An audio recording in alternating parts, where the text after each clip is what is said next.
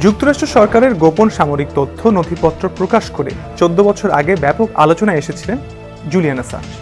সেই সময় থেকে তিনি যুক্তরাষ্ট্রের ওয়ান্টেড তালিকায় ছিলেন। মার্কিন কর্তৃপক্ষের সাথে সমঝোতার পর আদালতে দোষ স্বীকার করে দীর্ঘ 14 বছর পরে মুক্ত হয়েছেন উইকিলিক্সের প্রতিষ্ঠাতা জুলিয়ান অ্যাসাঞ্জ। সুইডেনে একটি ধর্ষণ মামলায় গ্রেফতার এড়াতে 7 বছর ধরে লন্ডনের ইকুয়েডর দূতাবাসে আশ্রয় নিয়ে লুকিয়েছিলেন মিস্টার অ্যাসাঞ্জ।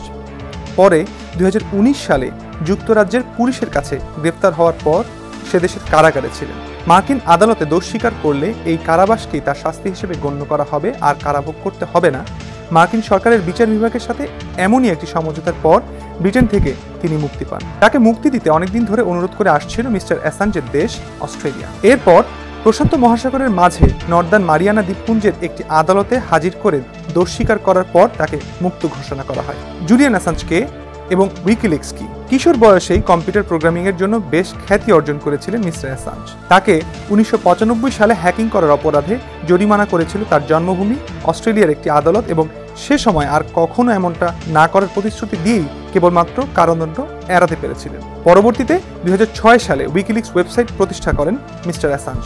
ওয়েবসাইটটির দাবি, যুদ্ধ, গুপ্তচরবৃত্তি এবং দুর্নীতি সম্পর্কিত অনেক গোপন সরকারি প্রতিবেদন সহ 1 কোটিরও বেশি নথি প্রকাশ করেছে এটি। এরপর 2010 সালে উইকিলিক্স একটি মার্কিন সামরিক হেলিকপ্টার থেকে করা এমন একটি ভিডিও প্রকাশ করে যাতে ইরাকের রাজধানী বাগদাদে 18 জন বেসামরিক লোককে হত্যা করার দৃশ্য দেখা যায়।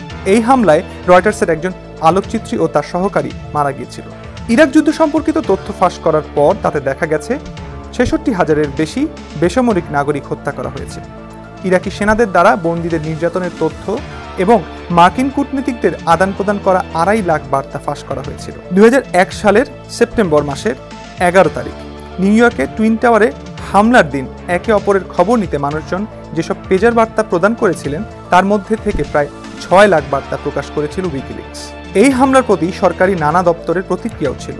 2015 সালে মার্কিন চলচ্চিত্র নির্মাতা প্রতিষ্ঠান সনি পিকচার্সের প্রায় 2 লাখ ইমেইল ও 20,000 নথি ফাঁস করা হয়েছিল। সেসব ইমেইলে জানা যায় অ্যাঞ্জেলিনা জোলি সহ বিখ্যাত তারকাদের সম্পর্কে কোম্পানিটির প্রডিউসার কিরকম কটূক্তিমূলক কথাবার্তা বলেছেন।